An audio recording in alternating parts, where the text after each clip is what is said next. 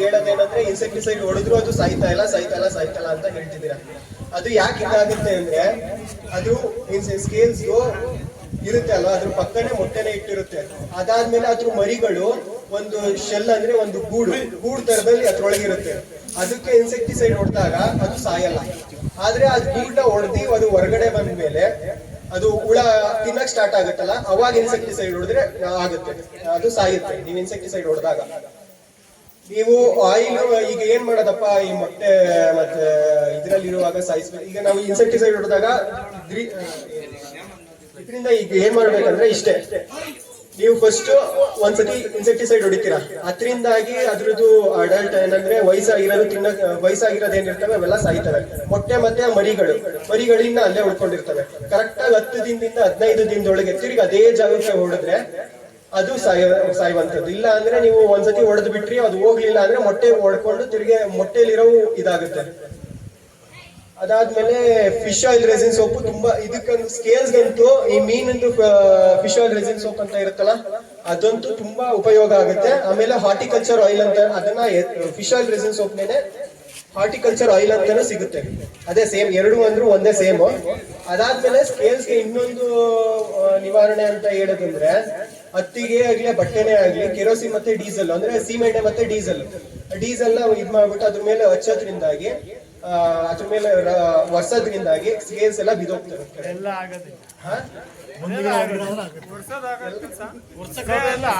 ವರ್ಷದೆಲ್ಲ ಕಷ್ಟ ಅಂತ ಹೇಳ್ತಿದ್ದೀರಾ?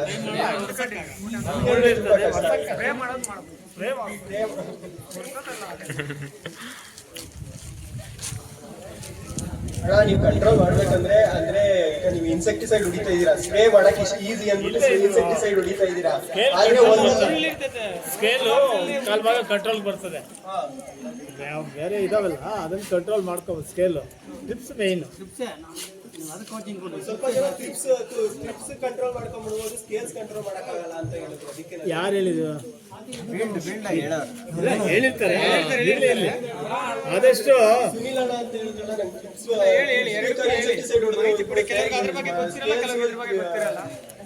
ಇನ್ಸೆಕ್ಟಿಸೈಡ್ ಹೊಡೆದ್ರು ಹೋಗ್ತಿಲ್ಲ ಅಂತ ಹೇಳು. ಹೋಗ್ತದೆ 2 ಸಾರಿ ಹೊಡ್ಕೊಂಡ್ಬಿಟ್ರೆ ಅದೇ 2 ಸರಿ 10 ದಿನ ಗ್ಯಾಪ್ ಬಿಟ್ಟು ಹೊಡೆದ್ರೆ ಹೊಡಿಲೇಬೇಕು. ಈಗ ಆಯ್ಸ್ ಅದು ಮರಿ ಆಗಿರ್ತದಲ್ಲ, ಅದು ಮೊಟ್ಟೆ ಇರೋದು ಅದು ಹಂಗೆ ಇರ್ತದೆ.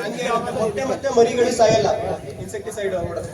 ಆ ಮೊಟ್ಟೆ ಹೊಡೆದಿ ಹೊರಗಡೆ ಬಂದ ತಕ್ಷಣ ತಿರುಗಿ ಅದು ಮೊಟ್ಟೆ ಇಕ್ಕುವಷ್ಟೊತ್ತಿಗೆ ನೀವು 10 ದಿನದೊಳಗೆ ಹೊಡಿಬೇಕು. ಅದರಿಂದ ಕಂಟ್ರೋಲ್ ಆಗುತ್ತೆ. ನೆಕ್ಸ್ಟ್ ಅಣ್ಣ ನೀವು ಹೇಳ್ತಾ ಇದ್ದೀರಾ ಸ್ಪ್ರೇ ಮಾಡಿದ್ರೆ ಈಸಿ, ಸ್ಪ್ರೇ ಮಾಡ್ಬಿಡ್ತೀನಿ. ಇನ್ಸೆಕ್ಟಿಸೈಡ್ ಈಸಿ, ಅದು ನಾವು ಆಗ್ಲೇ ಮೋಟರ್ ಸ್ಪ್ರೇಗಳವೆ ಮತ್ತೆ ತಗ್ಲಾಕೊಂಡು ಹೊಡೆಯೋದು ಇದೆ, ಹೊಡೆದ್ಬಿಡ್ತೀನಿ ಈಸಿ ಆಗುತ್ತೆ ಅಂತ ಹೇಳ್ತೀರಾ.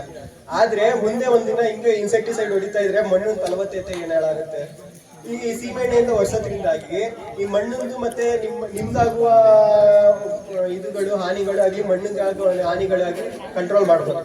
ಕಷ್ಟ, ಬಟ್ ಕಂಟ್ರೋಲ್ ಮಾಡ್ಬೋದಾ? ಆದ್ರೆ ಇನ್ಸೆಕ್ಟಿಸೈಡ್ ನಿಮ್ಗೆ ತುಂಬಾ ಸುಲಭವಾಗಿರುತ್ತೆ, ಆದ್ರೆ ನಿಮ್ಗೆ ಹಾನಿನೂ ತುಂಬಾ ಮಾಡುತ್ತೆ.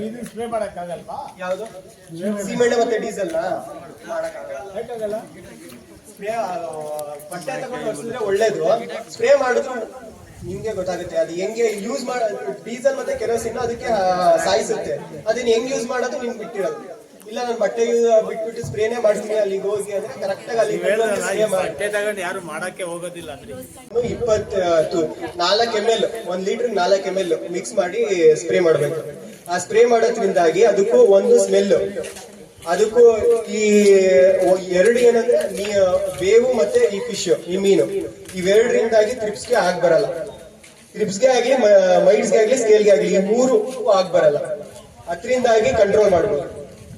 ಇನ್ನು 2 ಅಂದ್ರೆ ಇನ್ಸೆಕ್ಟಿಸೈಡ್ ಬರ್ದಿದ್ದೀನಿ. ಇನ್ಸೆಕ್ಟಿಸೈಡ್ ನೀವು ಆಗ್ಲೇ ತುಂಬಾ ಹೊಡೆದಿದ್ದೀರಾ, ಇಮಿಡಾಕ್ಲೋಪ್ರಿಡ್ ಮತ್ತೆ ಅಸಿಟಾಮಿಪ್ರೈಡ್ ಇವೆರಡು ನೀವು ಇನ್ಸೆಕ್ಟಿಸೈಡ್ ಯೂಸ್ ಮಾಡ್ತಿದ್ದೀರಾ.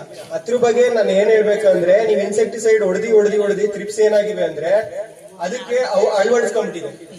ಅದು ನೀವು ಹೊಡಿತಾ ಇದ್ರು ಸಾಯೋದು ತುಂಬಾ ಕಷ್ಟ ಆಗ್ತಿದೆ. ಅದರಿಂದಾಗಿ 1, 2, 3 ಮಿಕ್ಸ್ ಮಾಡಿ ಹೊಡಿತಾ ಇದೀರಾ, ಅವಾಗ್ಲಾದ್ರೂ ಸಾಯ್ಲಿ ಅಂತ. ಅದರಿಂದಾಗಿ ನೀವು ಏನ್ ಮಾಡ್ಬೇಕಂದ್ರೆ NSK ಈ ಬೇರೆ ಬೇರೆ ತರುವಂತ ಇನ್ಸೆಕ್ಟಿಸೈಡ್ ನ ಯೂಸ್ ಮಾಡ್ಬೇಕು. ಒಂದೇ ತರ ಯೂಸ್ ಮಾಡ್ತಾ ಇಲ್ಲ ನೀವು. ಹೌದು, ಒಂದೇ ತರ ಯೂಸ್ ಮಾಡೋದ್ರಿಂದಾಗಿ ರೆಸಿಸ್ಟೆನ್ಸ್ ಅಂದ್ರೆ ಅದಕ್ಕೆ ಅಳವಡಿಸ್ಕೊಂಡೈತೆ. ಅದರಿಂದಾಗಿ NSK ಹೇಳೋದಲ್ಲ, ಬೇವನ್ನು ಮತ್ತೆ ಮೀನಂದು ಎರಡದು ಸೇರ್ಸ್ ಹೊಡೆದ್ರೆ ಒಳ್ಳೇದು. ಆಮೇಲೆ ಈ ಬ್ಲೂ ಸ್ಟಿಕ್ಕಿ ಟ್ರ್ಯಾಪ್ ಅಂದ್ರೆ ನೀಲಿ ಕಲರ್ ಒಂದು ಅಂಟಂದು ಪೇಪರ್ ಬರುತ್ತೆ, ಅದನ್ನ ತಗೊಂಡಾಗ ಹಾಕಿದ್ರೆ ಈ ತ್ರಿಪ್ಸ್ಗೆ ನೀಲಿ ಬಣ್ಣ ಅಂದ್ರೆ ಇಷ್ಟ.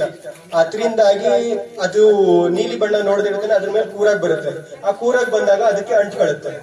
ಅದರಿಂದಾಗಿ ತುಂಬಾ ತ್ರಿಪ್ಸ್ಗಳು ಬಂದು ಅಂಟ್ಕೊಳ್ಳುತ್ತೆ. ಅದರಿಂದಾಗಿ ಪೂರ್ತಿ ಕಂಟ್ರೋಲ್ ಮಾಡಕ್ ಆಗಲ್ಲ. ಇಲ್ಲ ಆಗ್ಲೇ ತುಂಬಾ ಪ್ರಾಬ್ಲಮ್ ಆಗಿದೆ. ಎಷ್ಟೊಂದು ಗಿಡಗಳು ಕಂಟ್ರೋಲ್ ಮಾಡಕ್ ಆಗದೇ ಇರೋಷ್ಟು ತ್ರಿಪ್ಸ್ಗಳಿವೆ.